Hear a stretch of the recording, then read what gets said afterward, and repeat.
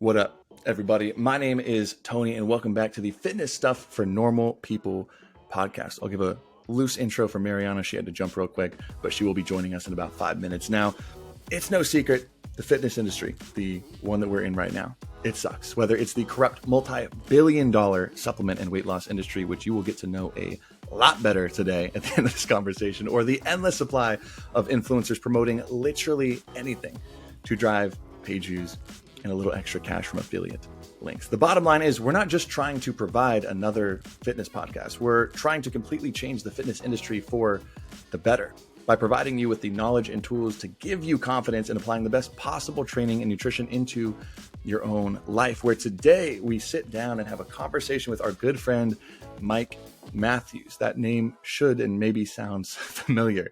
The author of the New York Times best-selling books, Bigger, Leaner, Stronger, Thinner, Leaner, Stronger, and several others in The Shredded Chef, The Little Black Book of Motivation and Muscle for Life. Also, the owner and CEO of the #1 natural supplement brand in the world, Legion Athletics. You might have heard that one before. We've been partnered with them since the beginning of this show and have used the products a lot longer than that. But more specifically today, we got to sit down and talk to Mike. Now, I've had a handful of conversations with him. I got to be a guest on his show, Muscle for Life, a few weeks back.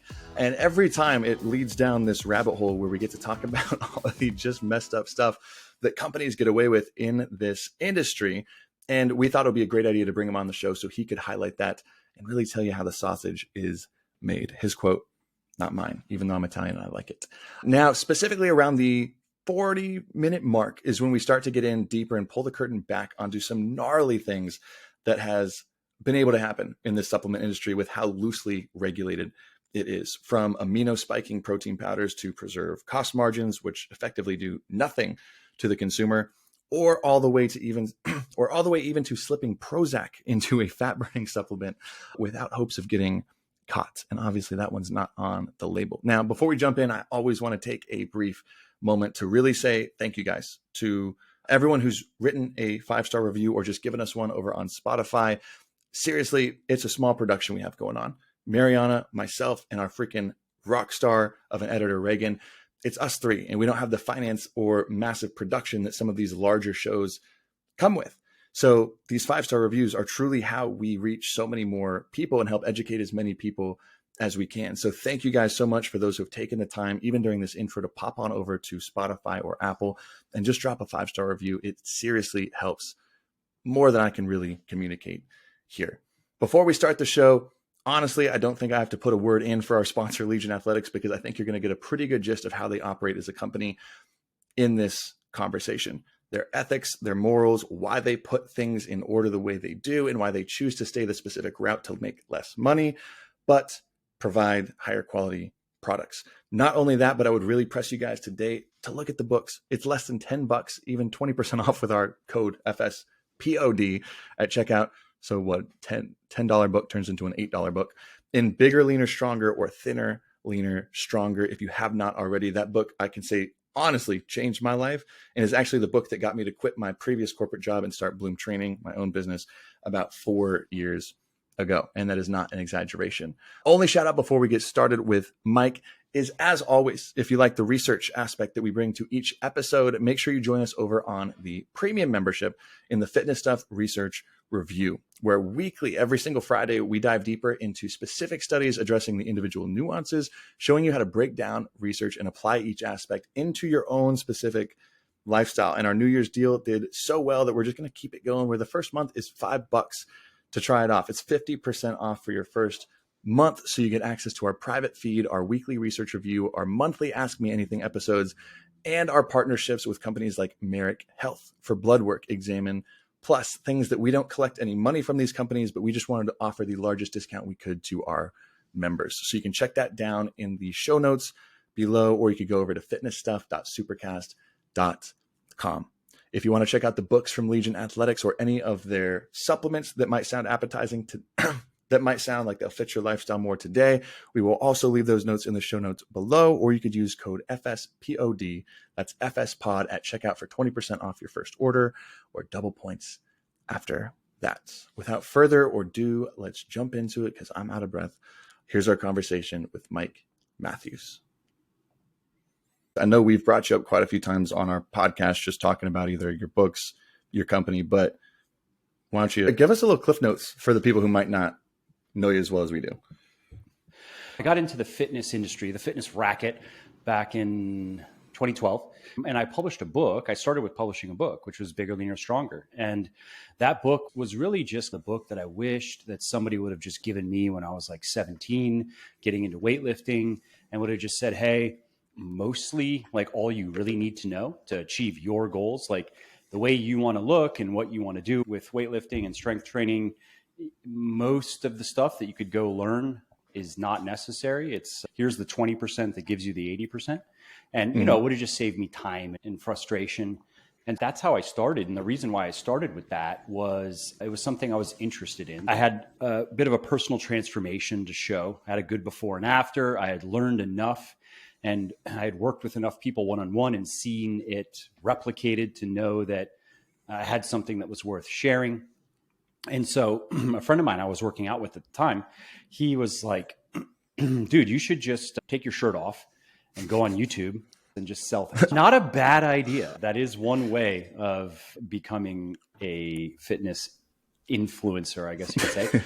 But I wasn't interested in that because it just doesn't really jive with my personality. However, at that time, Amazon's self-publishing platform, which I think they still call KDP, Kindle Direct Publishing, something like that, was getting publicity because there was a guy, his name, this is definitely a pen name, but his name was John Locke.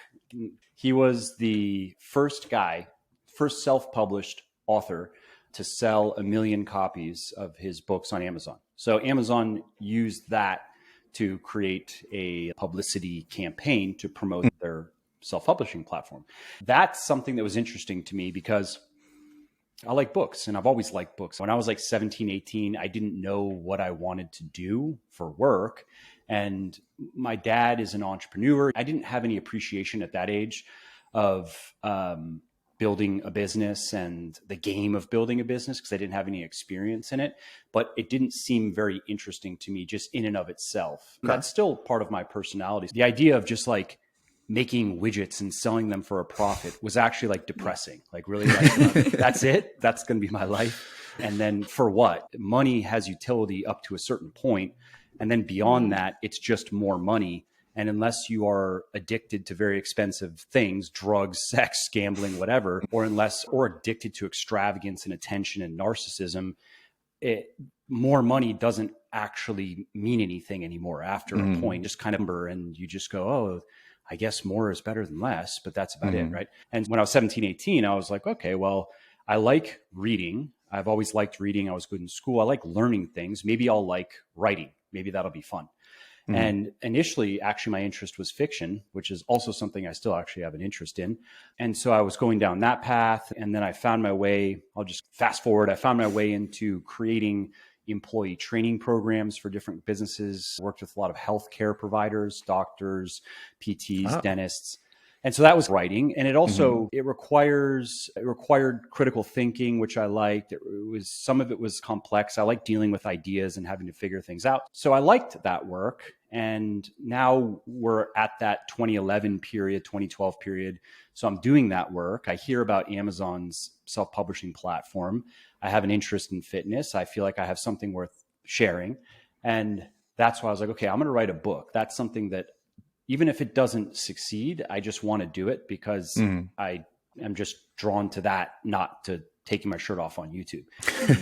And so that's what I did is I wrote a book, and it was a very minimum viable product. I think that first edition was like 50,000 words, and I didn't agonize over trying to get it perfect. I tried to do a good job. Maybe I couldn't say it to my absolute best ability at that time because that requires a lot of drafts and iterations. And I didn't want to put too much time into something without knowing if anybody would even care. But I got it to what I thought was good enough, given that I was going to start selling it for 99 cents. And so I was thinking, like, if I can at least deliver 10 times the value, if I can give somebody a $10 book or something that they might pay $10 for 99 cents, then at least I have a chance of making some people happy. And so that's how I started. So I published that book January 2012, and I had no expectations. It's a coin flip between selling 0 copies and not 0 copies. That was about it, right? And so if we fast forward to the end of the year, selling several thousand copies a month, and I'm getting a lot of emails. So I put an email address in there, just asking people to email me if they have any questions, if they have any suggestions, just let me know. And so I was hearing from more and more people every day who are really liking the book and who are asking good questions and making good suggestions. So I was keeping notes of, I could update this book because it's self-published, and it was an ebook and eventually an audiobook and a hard copy came. I don't remember exactly when, but because it's all self-published, it's easy to just update. You can do it as much as you want. It's a pain in the ass, but you can do it. And that's how it started. Because you were a personal trainer before that, correct? That was where you were, or did you just spend a lot of time in the gym? Not professionally. I never charged money. And how it came about was, so I had this personal transformation. I had educated myself, which happy to talk a little bit about that if you want. But again, so I was like, all right, I have a good understanding now of energy balance and macronutrient balance. And I have a good understanding of progressive overload and some of these things that I didn't know about previously.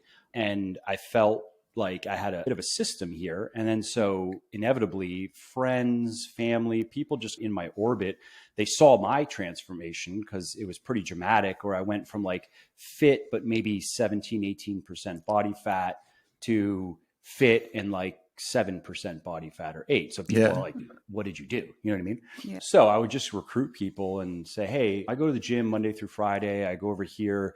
Why don't you meet me? And then I'll start showing you what I'm doing. Let's start working out together. I had a little group of people at all times, and then I would educate them about diet. And then I would see it working in 20-year-old friends, as well as 55-year-old friends of my parents. And so that was partly what motivated me to write a book. I should share this because it's not very complicated. It doesn't require nearly as much pain and suffering as many people think it does. And again, I'm interested in writing. Originally, actually, my intention was to write in a variety of genres, and I've done that. I have a book on the Bill of Rights, and that was my #1 best-selling book. I probably sold like 80,000 copies of that book in 1 year. That's called the Know Your Bill of Rights book. My original intention was to write in different genres and separate those. The fitness stuff will under my name, and then have probably 1 or 2 other pen names just for marketing purposes. It looks pretty weird if you have a dude writing about fitness and Bill of Rights and fiction. Like this. What was the next step into starting Legion? Because there was a few years after Bigger, Leaner, Stronger had come out until that was the next progression. So I'm really curious to see what led to that. Was it the success of Bigger, Leaner, Stronger, or what kind of got your interest peaked over there? How that went is Bigger, Leaner, Stronger comes out. It starts selling well. It continues to sell well. It sells even better and better. For the first several years, it was those sales were growing. I'd have to look to remember exactly. I want to say 30 to 50% year over year. That turns into a steep curve when you look at it over several years. And then I had a lot of women reading the book, and they were reaching out saying, hey, bigger, like, now I don't really want to be bigger, but leaner and stronger is cool. And a lot of this stuff seems like it's gender neutral, even though all the examples are men. That's why I wrote Thinner, Leaner, Stronger. And what I did is I took Bigger, Leaner, Stronger and made it as female specific as possible. Of course, all the examples were now women. All the meal plans were women. The training was a little bit different to reflect female priorities, which tend to be a little bit different than male priorities in terms of physique. And then there was some male specific stuff in Bigger, Leaner, Stronger that went out. Some female specific stuff went in. Iterated on both of those books. I actually have new 4th editions of both of them coming out this year to just continue to improve upon them and make them as effective for the target reader as possible. And then I did a cookbook along the way. It's nice to have fitness-friendly recipes that taste good. So I'm doing these books, and let's say we're into 2013, probably is the timeline, maybe in the middle or later of the year. And so I had a website, muscleforlife.com, which I launched in 2013 as well. And that was just a glorified blog is all it really was. But at the time, it was easier to rank in Google for health and fitness things, much easier than it is now. Now it's very difficult. And especially after several Google updates, like there was the Medic update that I think that one particularly targeted the health and fitness space. There are quite a few content producers who lost a lot of traffic. There was a trio of updates. I believe Medic was one of them. I know just from being in the industry and talking to people that some people, one person in particular, so he had a website that was getting about 10 million visits a month. And after that trio of updates, he lost like over 90% of that traffic, just that. And to be fair, was not good content. There were a lot of people who actually were producing good content who got heavily penalized by those updates. And now, again, it's much harder to get any front page visibility on Google for anything related to health and fitness than it has ever been. However, if we rewind to 2013, that was not the case. So all I did at that time is follow a very simple SEO strategy. You do your basic keyword research and you look at competition and write good long form content. Early on, something that many people were not doing was linking studies, not just sometimes referencing. Sometimes you would see like footnotes, but from a user experience, I always preferred linking to the relevant study, linking the words that like constitute maybe the predicate of the claim. Later, I learned that Google liked linking out to authoritative sources like PubMed. They recognized that. So by the end of 2013, that website, Muscle for Life, I'm writing 2 or 3 long form pieces per week.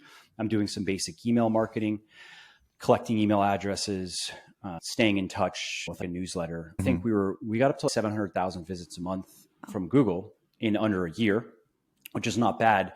And it was actually just me at that time. I'd recruited a friend to work with me on some of this stuff, but that relied on me just writing and doing the keyword research and whatever. I was doing other things. I had a recommendation section on that website. And in that section, I shared stuff I liked. A lot of it was fitness stuff because I would get asked. People would want to know, I mean, everything, like what straps am I using? What shorts am I wearing? What shoes am I wearing? I would put that stuff in there and have a brief little blurb. And I didn't have any partnerships with any companies. I wasn't getting paid to promote them. This was the stuff I actually liked and used. And so supplements was one of the sections. And at that time, I wasn't taking many supplements and people would ask all the time. And I wasn't taking many because I couldn't find many that I really wanted to take. I was using a protein powder just because it's convenient. I was using Optimum Nutrition's naturally flavored and sweetened whey. Sometimes I would use their pre-workout and sometimes I would just take a caffeine pill because the ingredients, like even the one I remember, it had some citrulline, it had some beta alanine. I think it had some BTE and it had a few of the ingredients that are in Pulse, but it had like 1/2 to 1/3 of the doses. And so I was like, I don't know how this is pretty underdosed. It's probably a waste of money. So some days I would just take a caffeine pill. Sometimes I would just use nothing. Right. And so same thing with a multivitamin. I think I had settled on a Garden of Life or a Source Naturals product. And again, there are more good options now than there was back then. It was an okay formulation. I would say objectively mine is a lot better, but I also spend more money on it. So given the budget of what they were spending on the product, I thought that, all right, they've done a pretty good job with this. I think it's better than nothing. It has a couple of goodies that even like lower tier multivitamins don't have. And so I had these recommendations up on the website and I was very lukewarm in my endorsements of them. I was basically like, okay, here's the protein I use. It doesn't taste good. So like at all, it's actually gross. So if you really care about taste, I don't recommend this.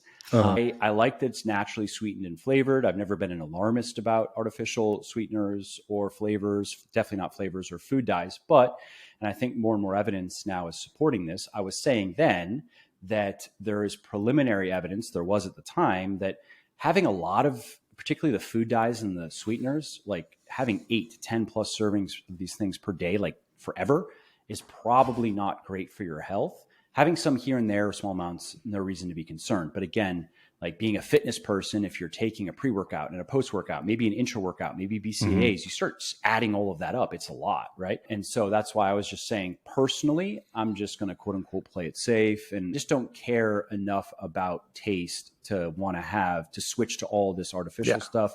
And I might be wrong. Maybe it doesn't matter, but that's why I'm doing it, right? And same thing. Okay, here's the pre-workout. It's not very good.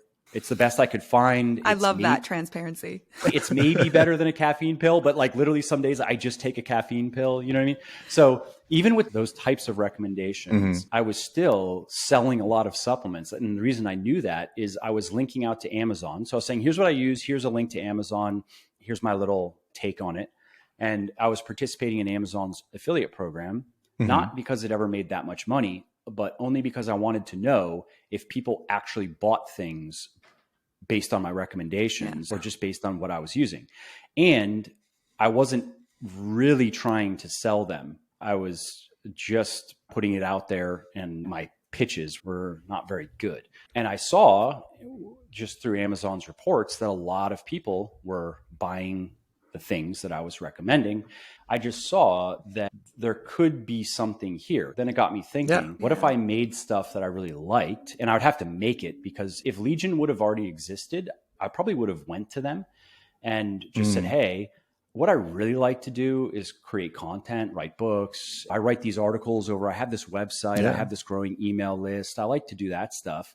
I'm not like too keen on having a business just for the sake of calling myself an entrepreneur or something. But we should make a deal, and I really like your stuff and I want to promote it. That's how I got the idea for Legion is, okay, if I make stuff I like and then I actually can get behind it, and I'd say my salesmanship and my marketing skills have improved over time. But at that time, I had enough confidence in myself and those abilities that I could sell things effectively if I can believe in them and if I have an actual reason for people to want them. That's how the idea came about. And that was 2013 when I started to work on that.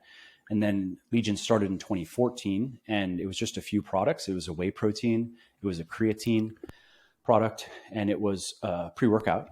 And the pre-workout in particular really gained traction quickly, because now you have a lot of better pre-workouts than then. There were really no dosed pre-workouts with several effective ingredients.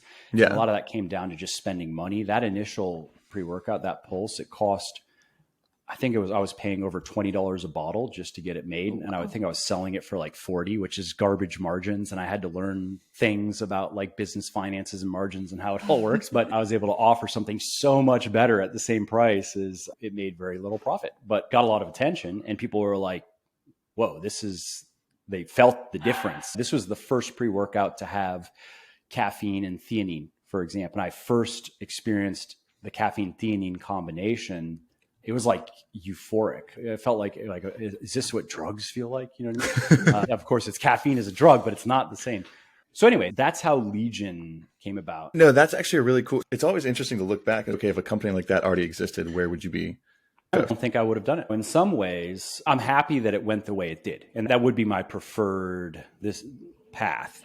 However, the upside to the other path is I did learn that part of me that is not enthusiastic about business it's just a part of my personality. I learned that there's a lot to make a business go. It requires doing a lot of work that you don't really want to do.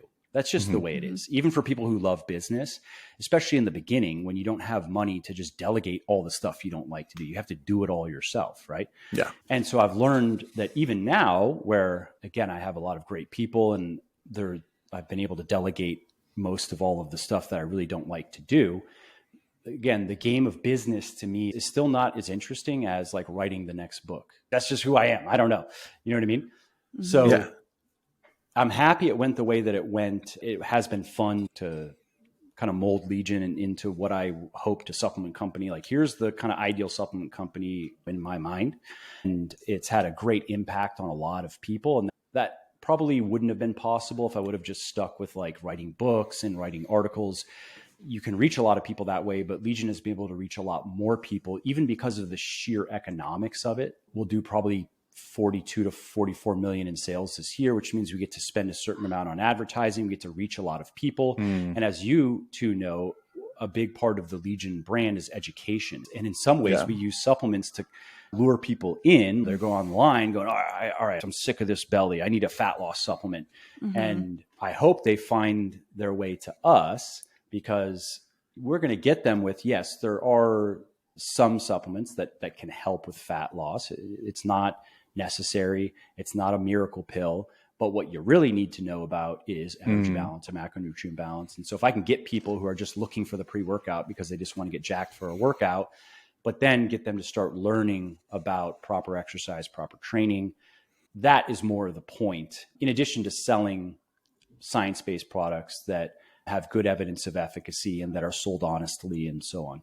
Okay. And so before we jump into some real deeper questions that I want to get to really just pick your mind on from being in the industry, it seems like you've had a pretty clear like decision-making guide through your life, which I think is something that I know our followers, talk back and listeners give us the most feedback on, is when they discover your blog and the books. And it's like, holy crap, this is really an educational company that sells supplements. It's not a supplement company, which I think is very clear once you start to look at it. And I think that's why people appreciate it. And maybe that's where the success comes from, but you have a very clear North Star for you. And if the pieces don't exist to help to really get you there, you just create them. And that's what it seems like Legion was. So have you based your decision-making on any one or two things, if you have any guiding questions? And has that changed since you've started to today on how you make your decisions? Is it like one piece at a time? What do you base your decision-making on? Yeah. In the case of everything that I've laid out for you, there was no master plan in the beginning. Definitely not. It was, let's write a book and see if anybody cares. And then each of the incremental steps were just that. This is doing well. What else could I do? What else could make sense here? That led to the next book. And then that led to Muscle for Life. The website was, okay, I like learning about this stuff. I like writing about it. I like teaching it to other people. What else can I do? That's one of the reasons why I haven't pursued YouTube seriously. And I don't know if I ever will. I like what Jeff Nippard does. If I were to do something, it would be in that direction. But he does such a good job and it doesn't excite me. I'd rather work on these other things, right? And something to directly answer your question, I think I did subconsciously for some time and then now do it consciously, is get clarity on what's the goal here and what's the actual goal. Making money, that's an easy substitute for a goal because generally speaking, yes, more money is better. If nothing else, it just means you can weather more storms. You have more potential options, freedom. Prestige is another one that is easy to glom onto if you don't really think about it. More money, more status. And this is something that I'm more aware of now, but at least I was thinking about it early on. It's like working out. If you have a good workout program, you should enjoy most of your workouts. You should look forward to most of your workouts. Not all of them. Some of them suck. It's fine. But most of them you should look forward to and you should enjoy. And I think work should be the same way.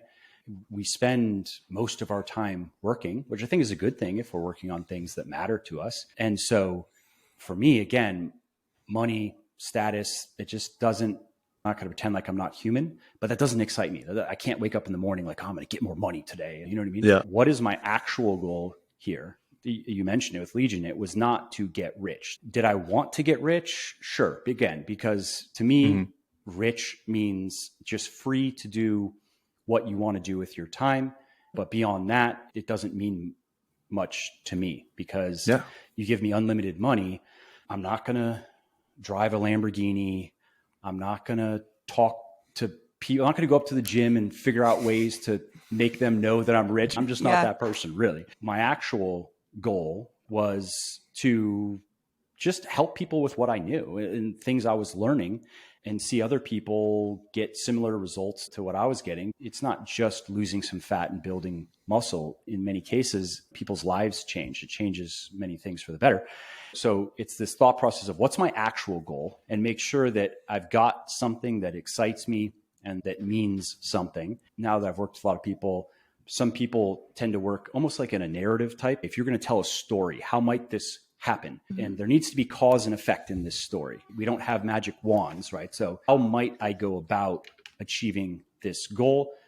Okay, now how can I test that theory, that hypothesis, that narrative as inexpensively as possible, meaning with as little money and time and effort as possible, only because chances are our first ideas are not going to work quite as well as we hoped. And we're going to have to iterate. So we don't want to put too many of our resources into that first thing. How do I test this? and start getting feedback. And then what changes do I need to make based on the feedback that I'm getting? And that could be changes to the goal. I just find that so interesting because there's so many parallels there between your process and when it comes to decision making in business, entrepreneurship, what you're going to do for your company. And then when you think about weight loss, people trying to lose weight, trying to improve their health. Yep. Nowadays, it's like you try to do 1,000,001 things at once, or you're promised that multiple things are going to happen to you, whether you are going to have improved concentration, improved skin health, you're going to lose weight, you're going to have a six pack, or you're going to have all the above. But you just have to do this list of 20 things all at once, and people expect an instant reward. Or you're comparing your journey to someone else's and trying to do what someone else is doing, and you're not really taking a step back to kind of think about, wait, why am I here? Why am I doing this? My actual goal. Is it just weight? Is it just weight loss? Especially many women. I've heard from so many women over the years. I've put up so many female success stories where the weight is deceptive, because in the end, they actually didn't lose much weight. And I remember like distinctly a few that just were really surprising in their before and after, where weight was exactly the same, but she started, you could say, skinny fat and not in shape. And then 6, 8, 12 months later of just working at it, now her body fat level is lower. She's gained muscle in all of the right places. She looks fit, athletic, looks great, but same body weight. So even that goal, and many women, because they've just been indoctrinated into just thinking about what they see on the scale, have come into that journey, to segue off of what you were saying, with that idea. Okay, my goal is, it's usually a number, like maybe it was a number back in college, or there's just a number that they associate with a look. And then they have to learn that that's not the right goal, actually. Yeah. I have a love-hate relationship with supplements, right? This is why I support Legion so much. Same. The industry still just, I can't understand. I feel like, I mean, it's so different now starting a supplement company. So many different companies play into that fact of people having these kind of misconceptions about health, not having the complete picture, not being driven by the why. And will use that in their marketing, will use that to make money. It's unethical, but that's the easiest way, is to sell. They're just ignorant. I was once that ignorant person too. I'd walk into GNC and then I would just ask the sales guy, what's the newest, coolest supplement behind the lock and the key in the back? And I get it. And even some of these claims are, they're kind of unbelievable, where you're saying, if I take this pill, I'm going to lose 20 pounds in 30 days safely, healthily. And I know this, of course, just having interacted with so many of these people over the years. These are smart people who they just don't know because they're just getting into it. And they're like, yeah, it's probably bullshit, but it's $50. So who cares? I'll just try it. And eventually, of course, they level up in terms of sophistication. They become a more sophisticated consumer. And eventually, a lot of those people find their way. A lot of them have found their way to me and to Legion, either straight to Legion or via me and some of my things. And my message resonates a lot with the people who are at that, I'd say, higher level of sophistication, rather than the people who are just getting into it. Because again, and I understand, they're like, okay, so Mike, he's saying that if I take his supplements, he's saying I don't even need to take his supplements, but if I do, I can maybe get results a little bit faster. And he also wants me to do stuff with diet and exercise and all this other stuff. And this other guy over here, he's just saying, take his pill, 20 pounds down in 30 days. I honestly don't believe it, but I want to believe it. It's $50. I'll give it a go. Yeah, I can't imagine like staying true to that, especially with the evolvement of social media. And now you have these people who aren't you, who are willing to take their shirt off and advertise a supplement and sell something and are money driven. Is there anything you do to kind of stay true to those values as a business? You've got a full marketing team. Is there anything that's been helpful for that, like throughout the changes over the years? It's a good question. And the honest answer is, I think that's a part of my character. And that sounds like I'm a politician now saying I'm not lying, which means they're lying. I mentioned it earlier, going back to even when I was 17 or 18, I wasn't interested in just having a business for the sake of making money, let alone having a business that is bullshit, where I'm just lying to people to make money. And so for whatever reason, and maybe I could give my parents some credit for that, in that I was not raised by very money motivated people. My dad has done well for himself. My mom was mostly a mom, but he has actually given most of his net worth away to charities, and he's donated millions and millions of dollars because that's what he wanted to do with his money. He has had a good quality of life, but he could have been a lot more extravagant as an individual and waste money on all kinds of things. But that's just not who he was. I'm not willing to lie, cheat, and steal to make money. That isn't to say I haven't made mistakes, but that's just not really my personality. If I were to do that, there'd be like major cognitive dissonance. I've met quite a few successful, financially successful people over the years. I've met people who are very unethical and have made their money lying, cheating, and stealing. And I've met people who have made a lot of money very ethically. And again, not to say that they didn't do things that were like not okay in certain, but on the whole, they went about it in an honest way. I've noticed that a lot of the unethical people, they just have a lot of bad things that have happened to them and that continue to happen to them. And whereas the other group of people, bad things can happen to anybody, good people, but just they seem to have fewer bad things that generally happen to them. And I think there are very real consequences to being a bad person. I don't think this is intentional, but I feel like the honesty path, it's a long game payoff, where I think a lot of the lying, the deception is a very short game win. And I kind of align with you there, where I think it just, if you lie, it's like, it might not bite you right now, but I truly believe it does somehow interrupt your future where that's not going to work out well. That's why I want to piggyback off of something you were talking about earlier. And I know you and I had talked about this, I think on your show, about the quote, the map is different than the territory, right? The things that you just can't figure out unless you're doing it, right? Or how you say, making the sausage. So I wanted to kind of see like what you're in there, because I know that the financial carrot, I guess, would be dangled in front of you a couple of times of where you might be able to cheat or lie or do that to make a pretty big bump. Who's going to notice?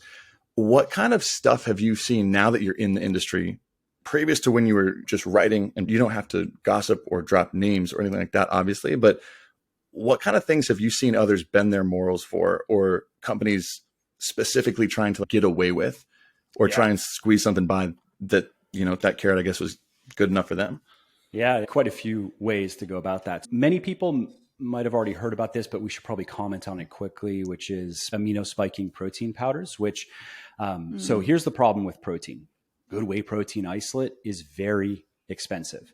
So Legion's Whey, which comes from Ireland, and that sounds like I'm trying to pitch it. It sounds like a marketing angle, but no, factually it does. And the only reason I say that is when I was sourcing that material, I went to a big protein supplier and I was just asking him, what are the best whey protein isolates in the world? What do you think? What are the top tier? We have this stuff from New Zealand.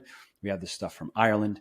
We have, I think one material was from the United States and one might have been from Holland or the Netherlands or whichever. I think, those are the same territory, whatever, over there.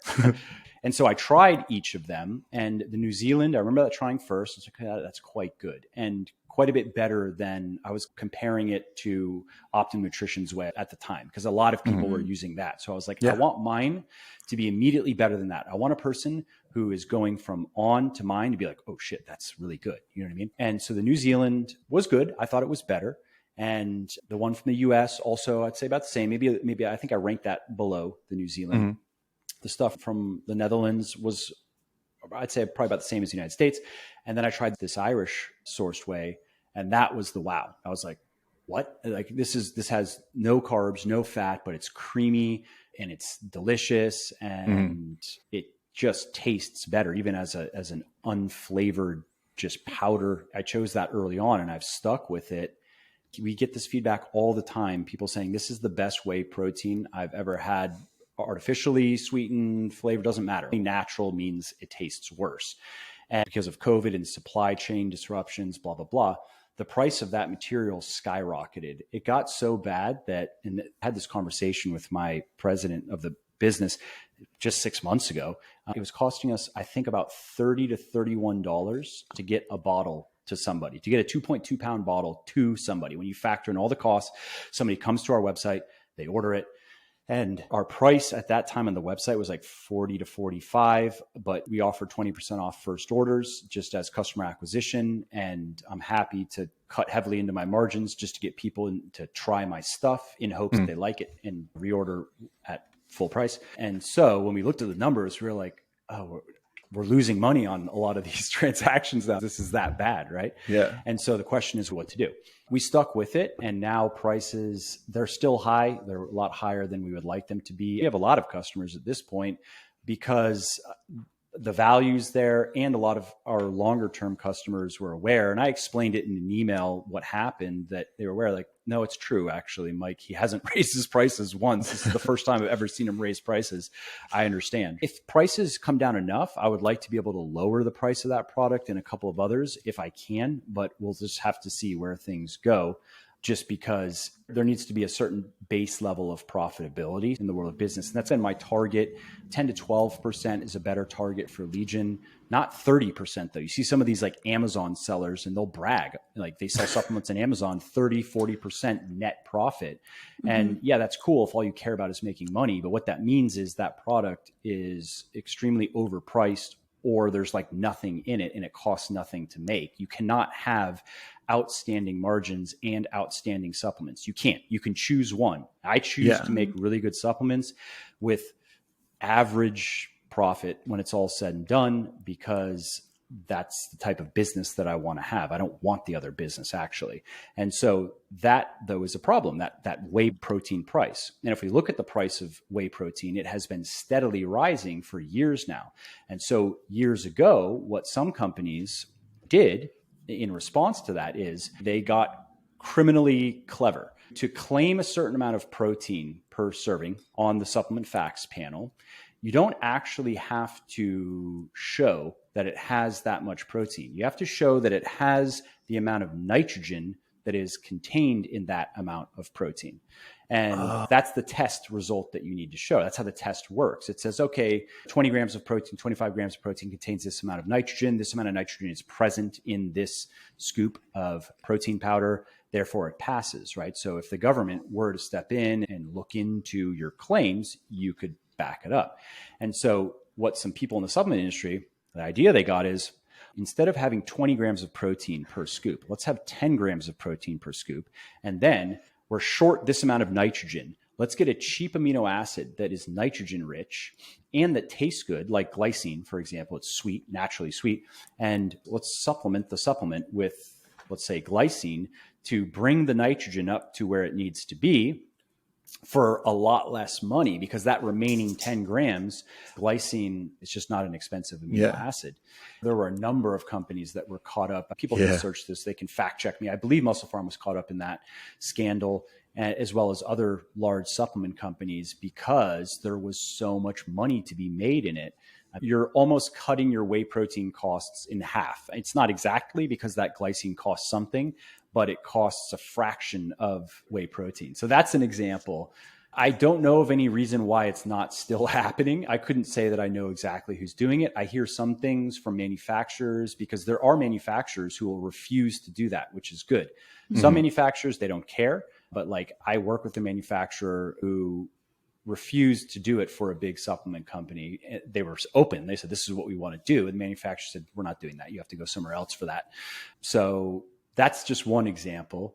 And I can give more if you want me to just keep going. I'm curious, have those standards changed? Like, once that comes out of that issue happening with multiple companies, like, have those standards changed? Are they still just testing for nitrogen? I don't know of any significant change on that front. Now, I know that companies, they've been sued and things, there are consequences for some of these companies, but there are also a lot of companies that are smaller that are just not really like juicy targets for the government. And so they can get away with a lot of things, a lot of other things I can go into. And that's part of just the Wild West nature of the supplement industry.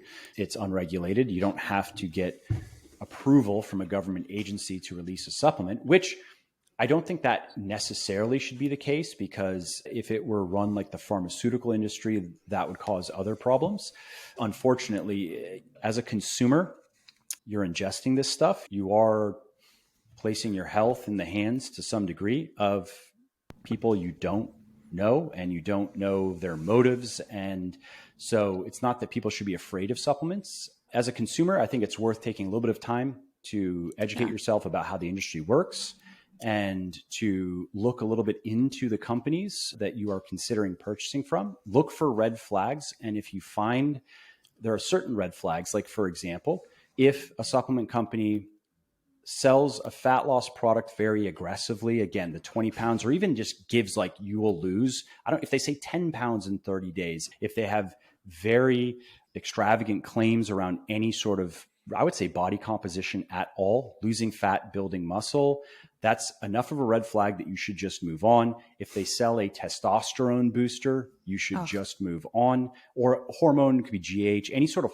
hormone booster. And often there are some pretty aggressive claims that are made to sell those products about the effects that they will have. Whereas like Legion, we sell a product called Vitality that has DHEA, and there's research that shows that in middle-aged people, DHEA can help normalize sex hormones if they are low because of inadequate DHEA production. Okay, that's a reasonable claim. It's made on the website, not in those exact words, but that's the claim. There are citations to back it up. If anybody disagrees with me or the research, it's right there. If not, this is a testosterone booster and it's going to turn you into an alpha male and you're going to gain all of this muscle and everyone's going to want to fuck you. Yeah. So it's not that, right? Those so that's are my a red favorite flag. flavors.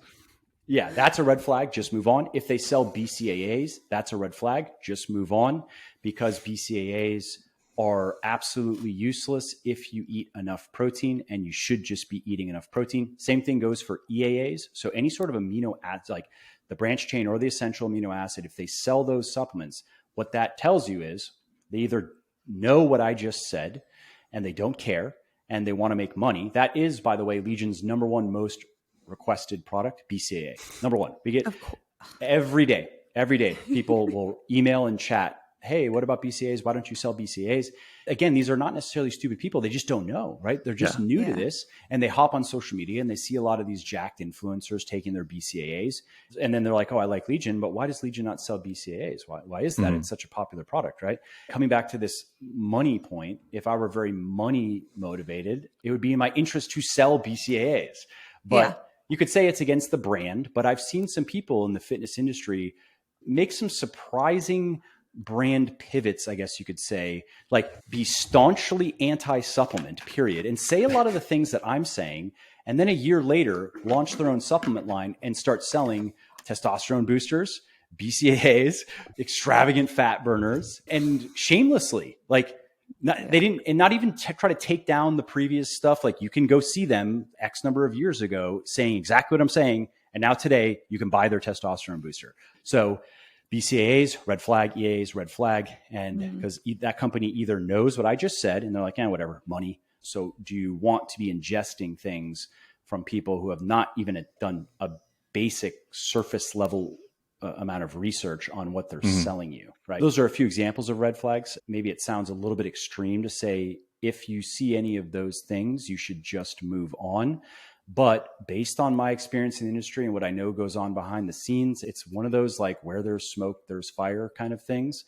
A company that is doing any of those things, they are very often doing other things, like maybe amino spiking their protein, like slipping small amounts of anabolic steroids in their testosterone booster. So if you are very money motivated and you sell a testosterone booster, what you could do is you could find a shady manufacturer or you find a manufacturer, you get your materials, your ingredients blended overseas. And in China, they don't care. They'll do whatever you want. And then you have that blended material shipped to the United States where it can be bottled. So now you say that it's manufactured in the United States. And you have a manufacturer that doesn't care to really know what's in it, as long as they can just check some boxes, whatever. They'll blend it for you. They'll put it in capsules. And you have a few useless herbs. And so you release that product. And you use social media to get it out there and you get people talking about it, right? Just gyms being what they are, guys. And then guys start talking about, dude, I just got this anabolic gorilla test 9000. And I feel probably an actual name out there. Probably. You could probably go to Amazon. And if it's not, then somebody's taking a note right now. Like, oh, it's a good one. And then what you do is you ride that wave of word of mouth to sell a lot of it. And you can either do that indefinitely, but what some companies have done is they've been a little bit smarter because you don't want to get caught. That's one thing. Yes, it's true that the supplement industry is not regulated in the way that the pharmaceutical industry is, but there are government agencies that are involved, and there have been some pretty big scandals of drugs being put in products, and those companies, people have gone to jail. It's not completely out of control, as maybe some people make it seem. And so what you do then is you sell the product, you build it up to a certain level, then you take the drug out and you keep selling it with no drugs in it. And eventually you'll see a decline in sales if this is the game you're playing, because you don't get that word of mouth effect. It doesn't have that virality, that kind of R factor, the viral factor that the steroids have. But there now are enough reviews online, and you've built up enough momentum that you can ride that for a bit. And if the government ever comes looking and they test your product, which again, companies have been caught, like USP Labs has been caught putting nasty stuff in their products. They're even still in business, but that's an example of, they had Prozac in their fat loss product, and they had a drug that was causing liver failure. Like, it's bad. And so if the government comes and looks, it's clean. It's just clean. It's just some herbs and whatever. Right. And so that's an example of, so when you're buying any sort of hormone related product, unless you have a good reason to trust the company that you are buying it from, just know that there is a financial incentive to do exactly what I just said. And it's not hard to do. It's very easy. I get emailed all the time from Chinese manufacturers of various drugs. And that's what they're pitching me on. They're like, we can sell all these anabolic drugs. We can work them into your supplements, blah, blah, blah. That's insane. Even amino spiking. I don't know how many people know what that is. Yeah. I was even unaware of the Prozac being put in. You can look that up. USP Labs, what was it? Oxyelite, I believe, was their fat loss product. Oh, yeah. You can look that up. Yeah, I did hear about that. Yep. So they were putting, and I'm guessing they were either unsuccessful or they didn't even attempt to take it out, but they would put Prozac in their supplements. I think that's the kind of stuff that people aren't fully aware of. They know that the supplement industry is, like you said, a little Wild West. Yep. They know people can get away with some things that they definitely shouldn't be, but the depth usually stops like right there. Yeah. And I don't think people are aware of like amino specifically spiking. what is going, get to some of the specifics and it gets, because I heard of the Muscle Farm conundrum and I didn't know there was others that went with that, but that's how I found out about the amino spiking. Kind of heard about I didn't know it was Prozac. I knew that it was like damaging drugs. There were multiple drugs in that Oxyelite product. Again, people can just search online and read about it. What other kind of small things like that have been very, very present that maybe just goes under the public radar?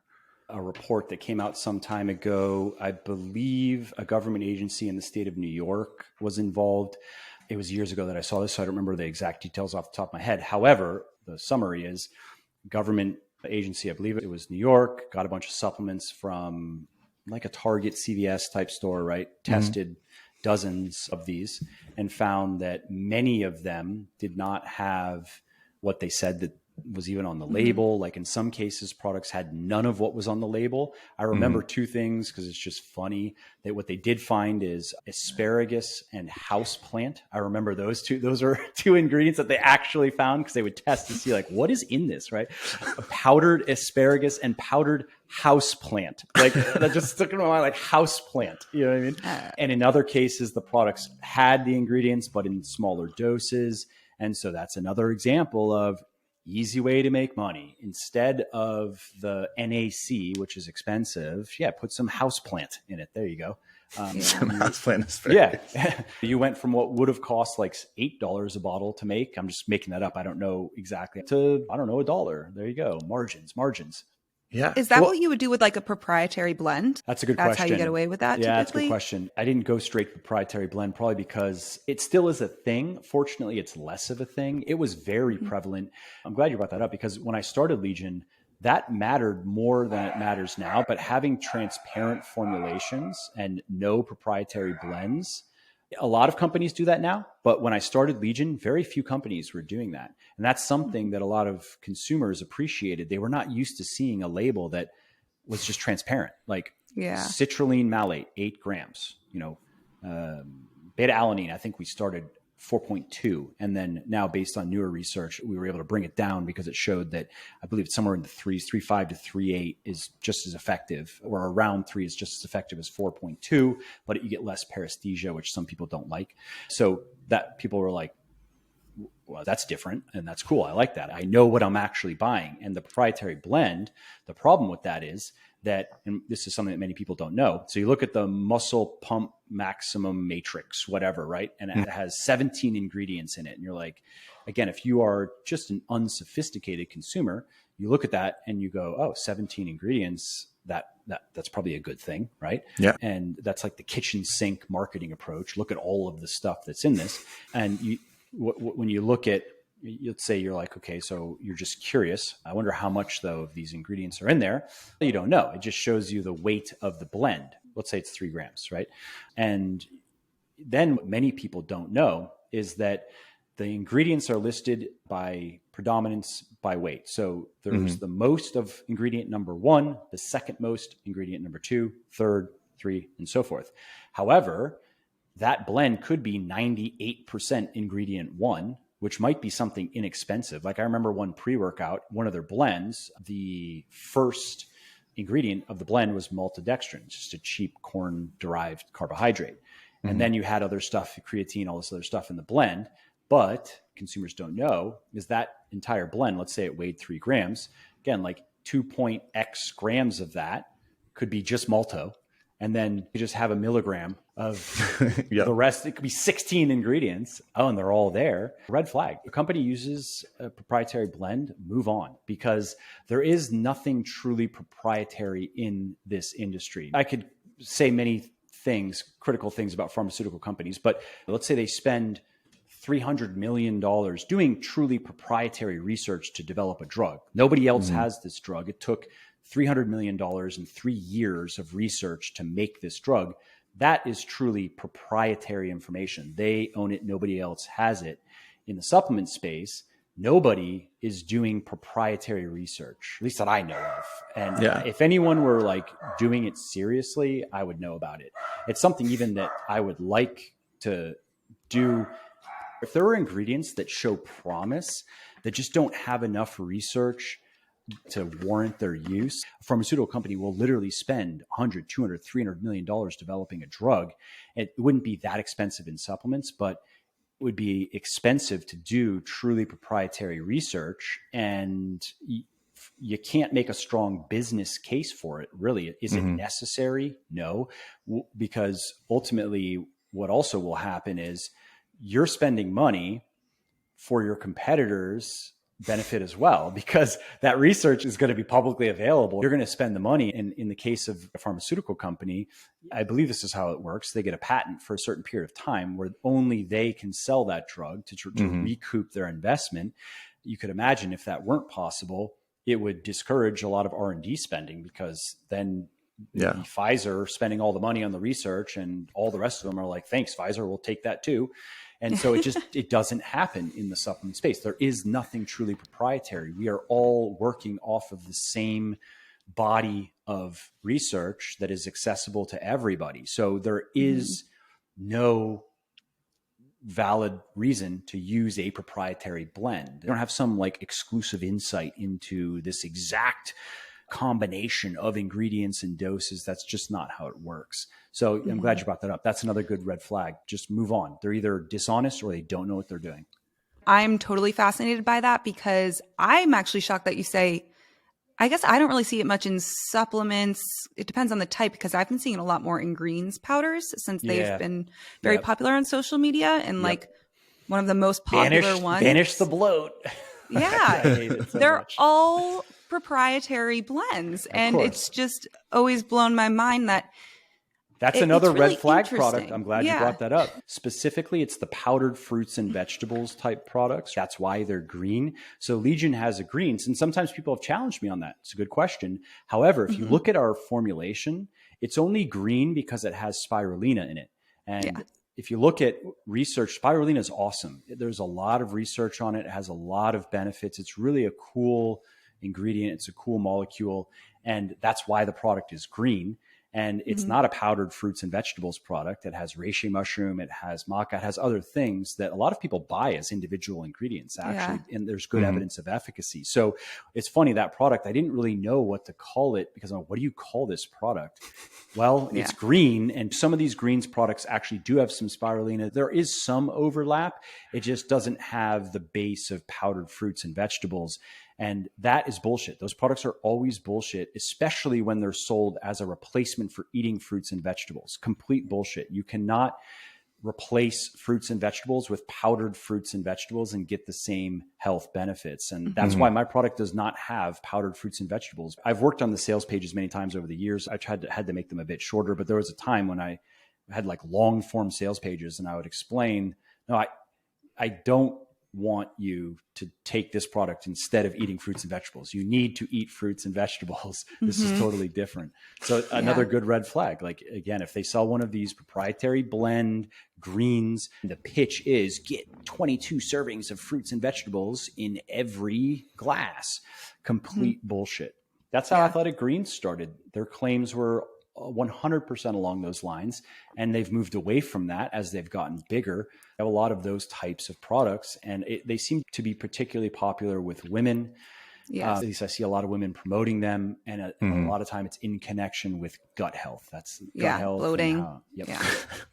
Had to do a whole episode on that with the green stuff. What is so strange to me now, especially with TikTok too, is even if you have kind of multiple voices and well-known voices in the kind of health and fitness space for being the more kind of exposing this, like you see it more often exposing the proprietary blends. Maybe this greens doesn't work, but it's almost like this cult-like following of certain products. And it goes up and down with the trends, but people don't want to hear. It's kind of like you can only do so much about a consumer's willingness to want to learn more. It blows my mind, but you can't think about it too much. I feel like Athletic Greens has a big cult following. They've been around for a while. I do explicitly remember, and anybody who wants to fact check me on it, actually, you can pull up a web archive and go look at their website early on and look at the claims they were making. Yeah. I actually kind of want to write it to do that. That sounds fun. It has changed. Well, okay. So how do companies, and less on the proprietary blend, because it's like, that's not technically a lie, I guess, what they're doing. They're still doing it. Not really a full truth. Tony is nice. You'll learn this. I'm here to balance it out. Tony is nice. I wouldn't say it's honest, but I'm saying at least maybe they could sell that as, okay, I'm not technically lying. I'm putting what I said in the product. What blows my mind and so many people is how legally is it able to happen? How can companies put things on the label and not at all put them in the supplement? Or how can companies technically it is illegal? So how are they able to make that happen without immediate shady manufacturers? Shady manufacturers. Manufacturers, it comes back to money. There are manufacturers, if you pay them, they'll do it. They don't care. I've had that happen to me inadvertently. So there was a time this manufacturer, I don't remember the name. I probably wouldn't say it, but I don't remember. This was years ago. They're based in New York, and I wanted to get a backup manufacturer in place. This was early on, so we're just kind of putting systems in place. We wanted a backup for some of our pills, which is a good practice for anybody who has a supplement company. You do not want to have all of your business with one company. You might give most of your business or certain types of products to one company, and then certain types of products mostly go to another.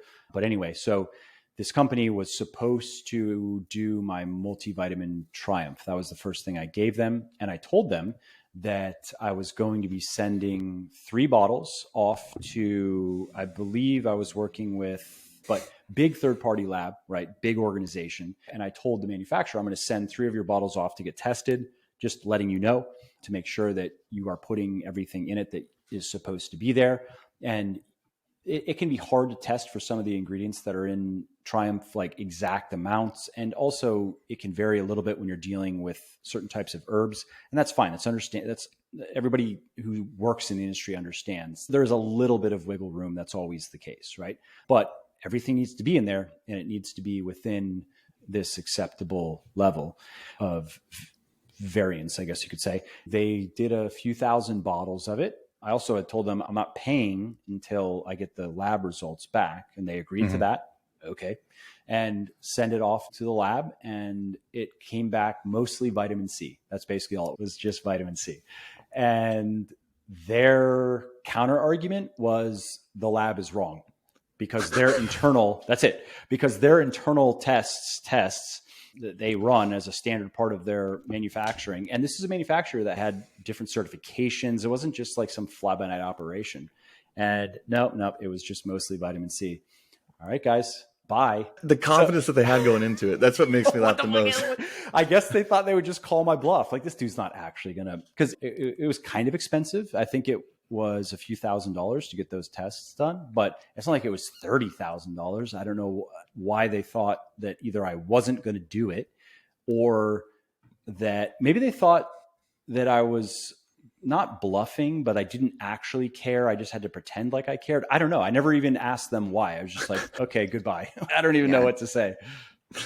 That's freaking I feel hilarious. like that speaks to like what of their past experiences been like, if they were just so confident that, I don't know, it would maybe be swept under the rug. I mean, they offered a good price. So maybe they thought that it wasn't too good to be true, but it was a good price. So maybe they thought that that would be enough. That like, this dude's actually, he sells supplements. Of course, all he cares about is money. He's just pretending like he's going to get lab tests on whatever. I don't know. Well, okay. So what do people listening to this, what should they look out for when shopping, maybe on Amazon or at the local GNC? Yeah. How can they tell the difference between a product that's full of crap and a product that's not? So I've mentioned some things, these kind of red flags. Look for these red flags. And we could talk about Amazon briefly. So there are a lot of bullshit products on Amazon. As anybody who's looked around on Amazon knows, that is the easiest way to start an e-commerce business. At least, the easiest that I know of is do it on Amazon. Do it through their, I think they call it FBA, Fulfillment by Amazon. Yeah. Right. You can get up to selling things pretty quickly. And fortunately, they've made it harder to sell supplements. It used to be very easy. Now I believe it's what's known as a gated. I think that's the term. It's harder to get into. At least this was true at least 6 months ago. I'm assuming it's still true. You can't just go and say, hey, I have some, pills and powders and potions. Can I throw them in your warehouse and sell them? There's a little bit more of a process to it than that. But you still have a lot of people selling bullshit. So people still can get through the process. It just has maybe discouraged some people who are like unwilling to do even the most basic work to get in. Right? But so Amazon, I would say, beware. Even personally, when I'm buying, there are certain even individual ingredients like vitamin D. Legion, we're actually going to be selling some individual ingredient supplements that people have asked for, just because they want to add something specific to their regimen. So we have vitamin C coming, we have sucrosomial magnesium coming, we have a few things coming that they're not going to be major money makers, but customers want them. And I'll be using them myself too. When I go to buy something that I don't make, which is usually just an individual ingredient, I had some long COVID that I was dealing with. And so I got several of the natural supplements that have shown any sort of efficacy with COVID, like NAC and quercetin and a few others. I try to stick to a couple of brands, Now Foods, and that's a company that's been around for a long time. I've seen a lot of independent test results, or I've seen over the years, they've been shared online. Even people can see that. I trust that Now Foods is not selling asparagus and house plants because they've passed tests, and they're big enough to where it actually would just be very stupid for them to do that, because it would be like Optimum Nutrition. I've never seen any evidence that they have engaged in amino spiking. In fact, I've seen independent lab tests that showed that they were not. And that makes sense. If you're Optimum Nutrition, you're doing $1 billion a year in revenue, 80% of that is protein. Why would you risk that? You could imagine the controversy if there were an independent lab test that showed that your protein actually only contained half of the amount of protein. Why would you ever risk that? Not that that's like a fail-proof rationale, but there is a logic to that. So similar to Now Foods, you can see people online who work at labs who have tested products. And again, they're a big company, and from things on the inside of the industry, I trust them. So I will go to them. Jarrow is another, Jarrow is another brand that is relatively inexpensive. They've been around for a long time. Smart people in this space who know a lot about it have vouched for them. So I'll look for them. And there are a few others. I generally go to Now. Now sells almost everything. And between Now and Jarrow, that can cover most needs. And so I stay away from Amazon brands. And Amazon brands, again, are just businesses. If you were to search them online, they probably don't even have a website. If they do, there's no real activity on the website. Maybe it just sends you to Amazon. And I avoid Amazon brands generally, unless it's something I really don't care about at all. I don't know if it's something that really doesn't matter. Like a tripod, good example, little tripod for my phone that I use in the gym. Okay, I do not care that it's just some Chinese manufacturer that is selling their stuff on Amazon. The brand means nothing. With supplements, though, I would say avoid Amazon brands, period. Does that mean that you are going to end up passing over legitimate products? Yeah, of course. But you can get the same products from brands that you know, or at least this is how I think about it, that I trust. There are things that I have not bought simply because I didn't care that much and there was no brand that I trusted. In the supplement game, a big company doesn't necessarily mean more trustworthy, but it's certainly more trustworthy than a random Amazon brand. And just to speak to Amazon, some people might find this interesting.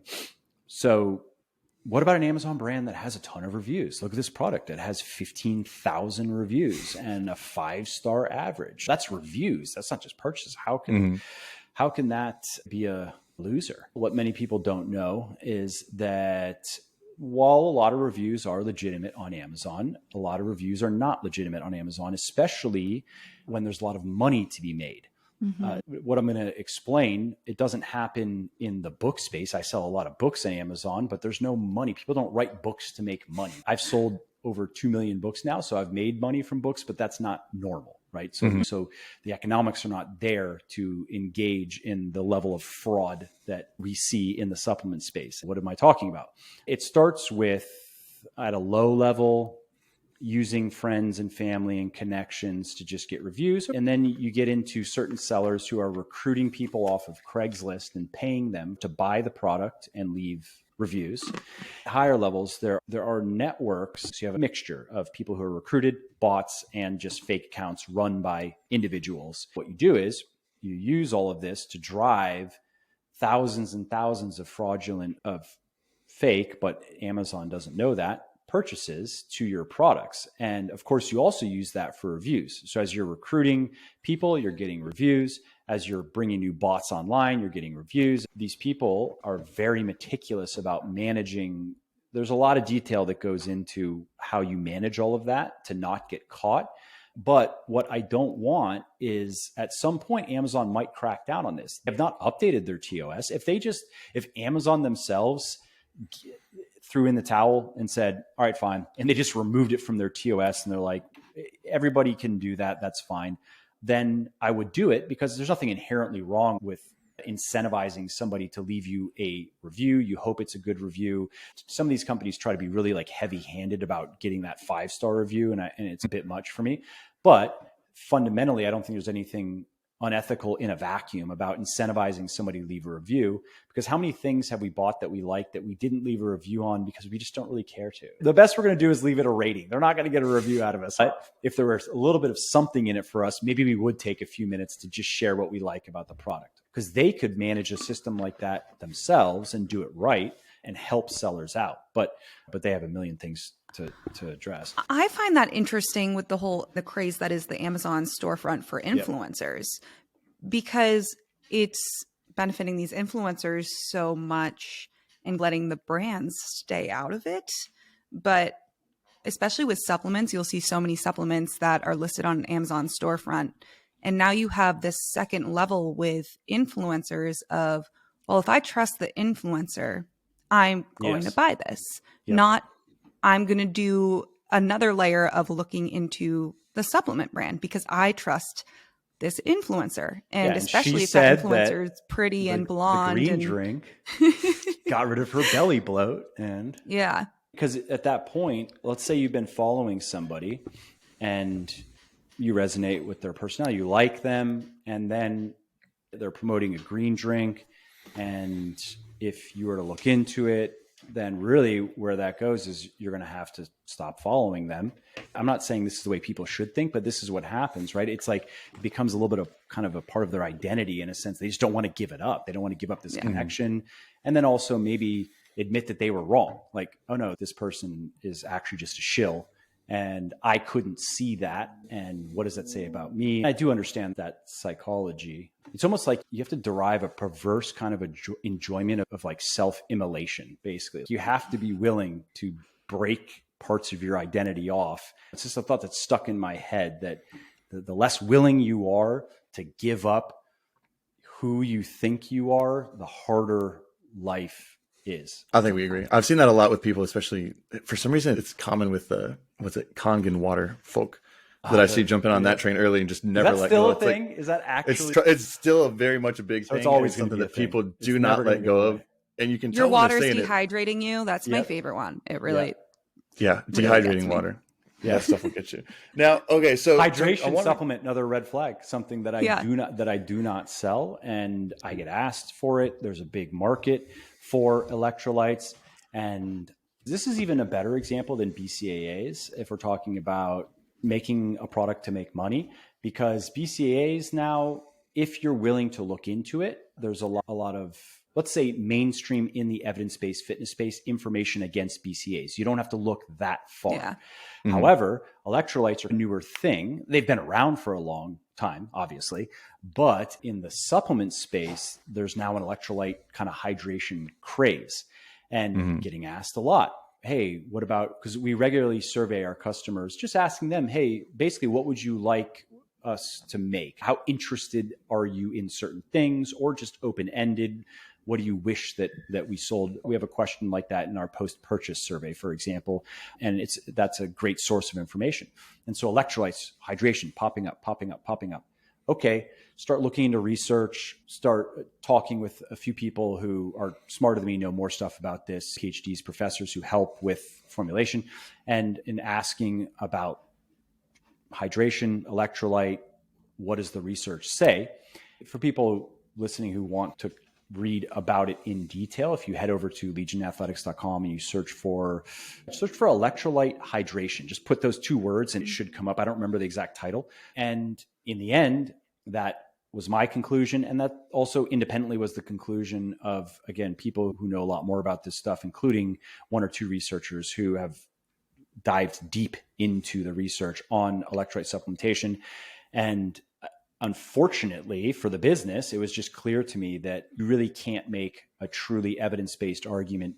What does that mean for the majority of my customers, which are just normal people? They're in the gym a few hours per week. They probably do a little bit of cardio or walking in addition to that. It will never be of any use whatsoever to those people. So that's another red flag. If a company's selling an electrolyte hydration supplement, very high margins, these are cheap minerals, and they either so expensive, very expensive, crazy margins. That's why. It's as popular as it is, because those crazy margins allow for crazy marketing spend. Legion spends about 15% of its revenue on marketing, which is, I think it's actually under that. I think it's around 14% right now, which is relatively low actually. And we're able to do well with less than that, because of a lot of other things that we do well that are harder to do than just spend money on ads.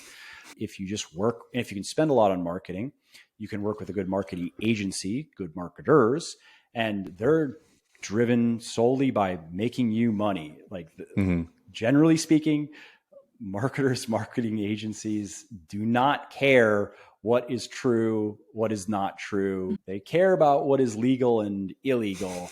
But beyond that, it's like a puzzle of, all right, what words and ideas do we need to put together to make people buy? And that's it. There are no other considerations, right? And you can have a trend accelerate rapidly because of tons of marketing spend, tons of advertising. Everyone's hearing about it. Everyone's seeing it, paying influencers, big influencers, lots of money. And there you go. Then there's a market, a thriving market for more bullshit.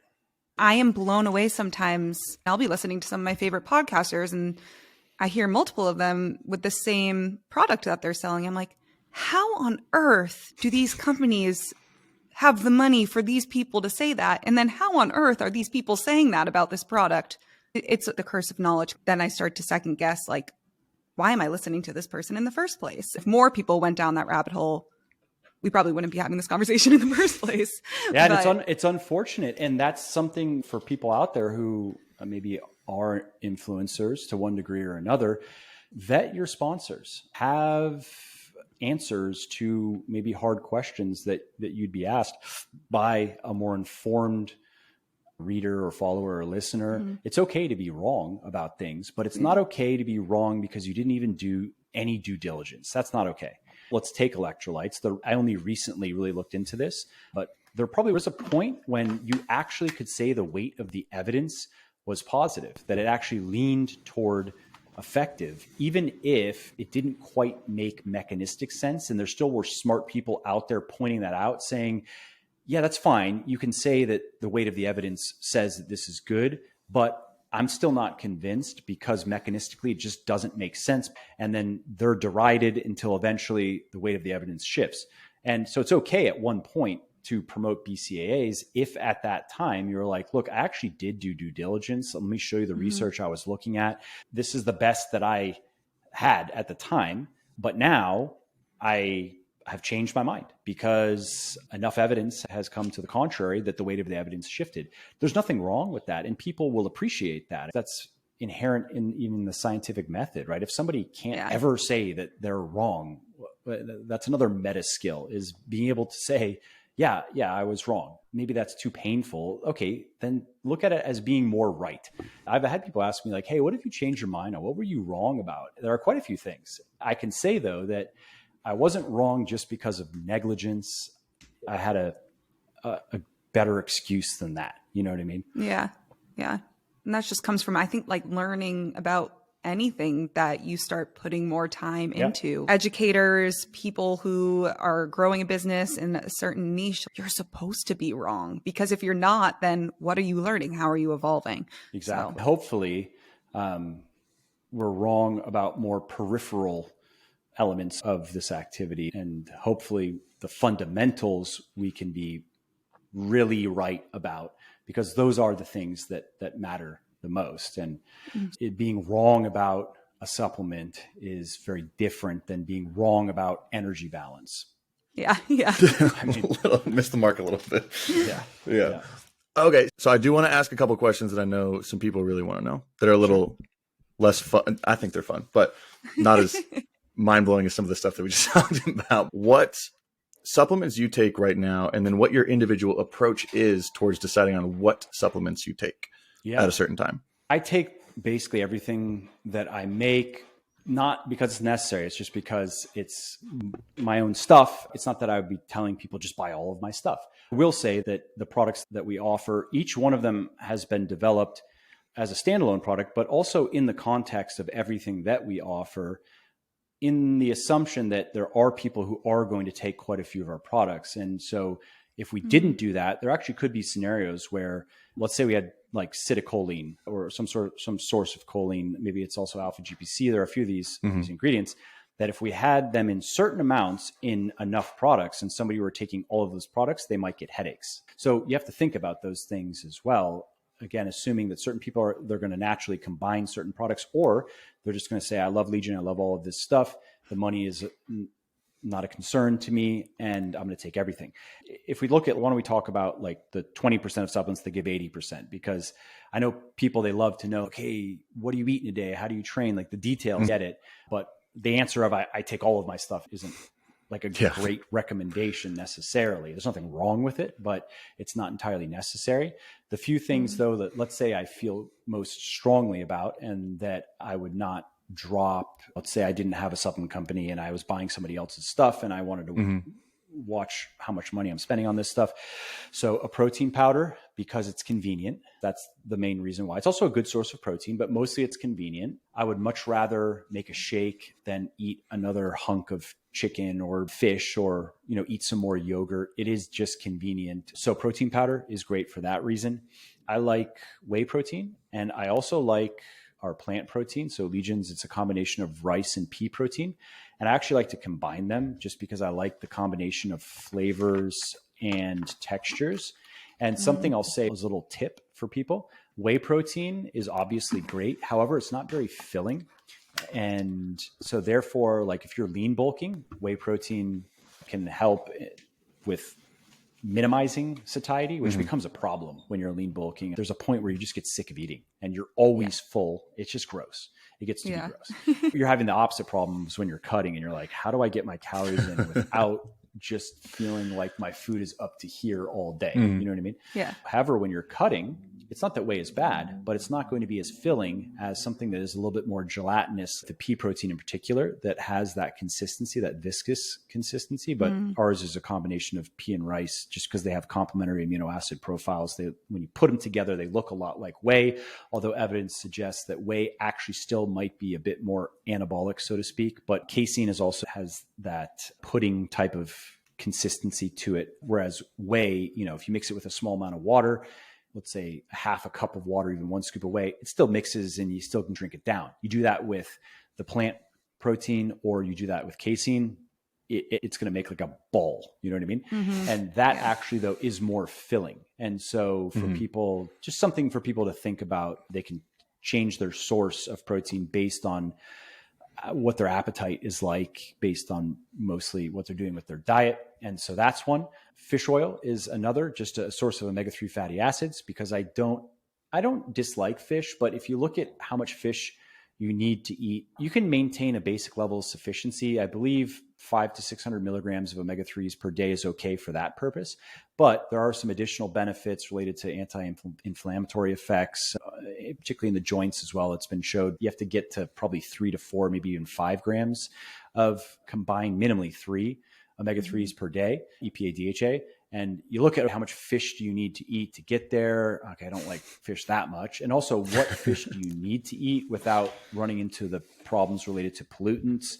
An evidence-based solution, I don't know of any downside, is to take an omega-3 supplement. You can take krill oil. I don't sell krill oil because there are no benefits compared to fish oil, and it's just more expensive. So why bother, basically? So that's why I sell a fish oil, and I take one. So I think that's another supplement that is worth considering. A good multivitamin is also worth considering, even if you eat well. And the reason for that is if you want to optimize your health, it's difficult to get enough of certain key nutrients through your diet alone.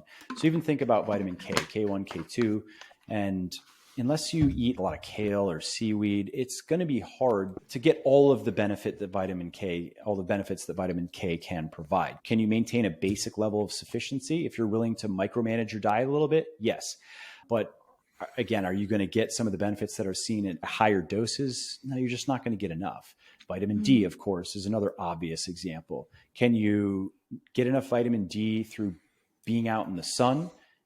Yes, theoretically, but I've looked at research on this, and you need to be out in the sun with most of your skin exposed for, I believe it was around 10 minutes. And this was Florida sun as well that they were looking at. Yeah. I think it was about 10 minutes or so, give or take a couple of minutes, with about 70% of your skin exposed basically every day. If you live in Florida, you can do that. And that's not enough sun exposure.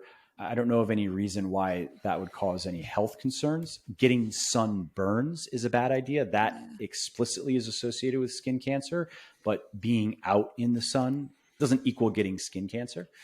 Many women don't like to. My wife doesn't particularly like to go out in the sun because she doesn't want to age faster than she's aging. That's also something that keeps some people out of the sun.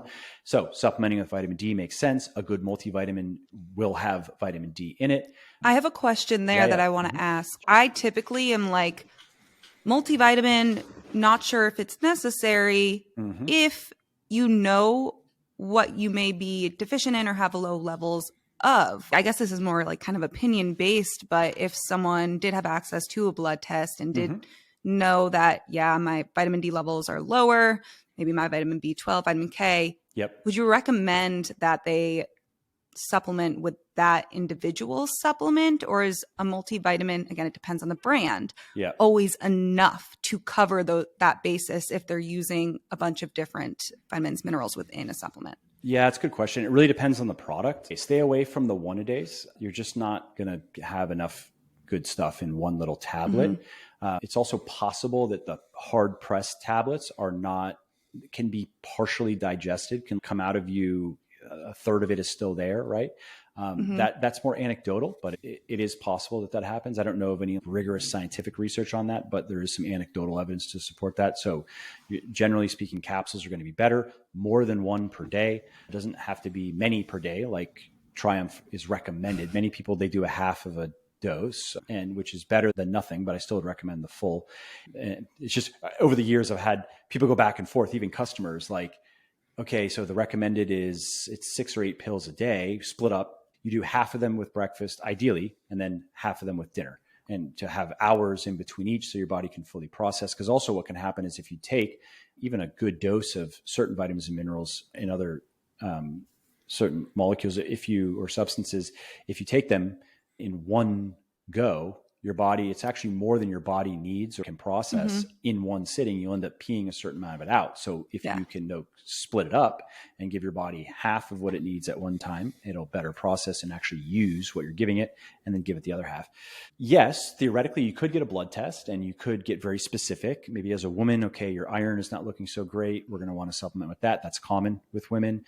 And many women also, for example, they don't eat a lot of meat just because they don't like it. And so maybe they're going to be low in zinc, maybe B12, and some of these things. Vitamin K is often depending on how they eat, vitamin D, even vitamin A can be an issue, because even if somebody eats, some people have genetic, I guess you'd say, like permutations or mutations that block their ability to convert the carotenoids, the pre-vitamin A molecules, like in fruits and plant foods, into retinol, into what the body can actually use. And so those people can benefit from supplementing with retinol, which you don't want to take too much of, but you can learn some of these things if you want to do some blood work. And if you really want to go further, you can get some gene testing done to really understand like what your body does well with and what it doesn't do well with, just in terms of processing the food that you eat. Or you could just take a well-formulated multivitamin as a kind of insurance policy of sorts to plug any nutritional holes that may or may not be present. And then there also, one other argument for taking a high quality multivitamin is that there are certain molecules, like vitamin B12 is a good example, that have been shown to provide benefits at doses that you will just never get from food. You just can't get there, period. And so a well-formulated multivitamin will also have a few of those in amounts that are much higher than the RDI, which might look weird to a consumer. Like, why is there 600% of chromium or B12 or whatever? And that's why, or at least, well, in the case of my multivitamin, that's why. And we even explained that, at one time, again, Triumph had a very long form sales page where, I thought it was kind of cool, and some customers thought it was kind of cool. But when we installed software that would show us how far do people scroll down sales pages, we realized that most people don't care. They're not reading all of my words. But we had every vitamin and mineral, an explanation of what it is, how much was in our product, why that amount. And so we had some, we're like, okay, why is there so much vitamin B12 in your multivitamin? Oh, well, here's why. Here's the research. And then in addition to that, a well-formulated multivitamin, it'll have some additional goodies, some things that people often buy and supplement with separately, like CoQ10 is a good example that a lot of people probably have heard of and have heard good things about. Maybe PQQ is one that people have heard about. And so some of these things, PQQ I would love to use. It's just so damn expensive. It's on my list. Hopefully if the price comes down at some point, I would love to stuff it in there. It's just absurdly expensive right now. But a good multivitamin will not just be, I'd say, good by my standard. Like, this is why I made one this way, because this is what I would expect. Because if it's just vitamins and minerals, even if it's well formulated, and everything I've said regarding vitamins and minerals has been taken into account in the formulation, it's not an expensive product, period. And so many supplement companies, something that people listening may find helpful, is that generally speaking, their powders are not loss leaders, but they're not very profitable. And they're the popular products that bring people in: the protein powders, the pre-workouts, the post-workouts, the green supplements, the intra-workouts, BCAAs. Powders are popular, and they get a lot of people in the door, and they get a lot of new customers. And then the pills are meant to be the profit center of the business. That's how these businesses are often set up. So these days you will have companies that are willing to spend more than maybe companies did in the past on their powders. Their profit margins are not great on their powders, but then they make up for it by having great margins on their pills. And that often means that their pills are underpowered, I guess you could say. Yeah. One of my manufacturers accidentally emailed, they thought they were emailing a competitor of mine, which is fine. They all work, they make products for whoever. And it was regarding their multivitamin, and it was an email chain. They wanted to change their multivitamin, and I remember this, they specified, my competitor specified, the budget was $5 a bottle. And they were selling this for like $40 to $50, right? And Triumph, I don't know I haven't gotten like the most recent cost. The last cost that I got on mine was it cost me $15 to $17 a bottle to get one to somebody. And so like $5 multivitamin, gets you the vitamins and minerals. That's it. $15 to $17 multivitamin gets you the vitamins and minerals, some extras like K2 and some other things that were not in the other, plus 6 or 7 additional goodies, I guess you could say, that, again, none of it is quote unquote necessary, but these are ingredients with good evidence of efficacy. And in the case of a good multivitamin, there's usually kind of like a theme to the ingredients. We're talking about health here. This is not a performance product per se, although sometimes ingredients do have some performance related benefits, but primarily it's health. And so then what are we looking at? Okay, what's the number one health problem out there? It's things related to heart disease. Okay, so how do we support the cardiovascular system? How do we support metabolism? And there are supplements that you can take that just help with those things. And so that's my long-winded pitch for a multivitamin. Not necessary, but it deserves consideration for those reasons. Yeah. And we talked about vitamin D sometimes is talked about separately, but it should be in a good multivitamin. Speaking about blood work, some people, so there's 2000 IU in each serving of my multivitamin, and that is a good evidence-based kind of one size fits all dose. Some people do need more than that to reach the range of the molecule that vitamin D breaks down to in the body that you can test for.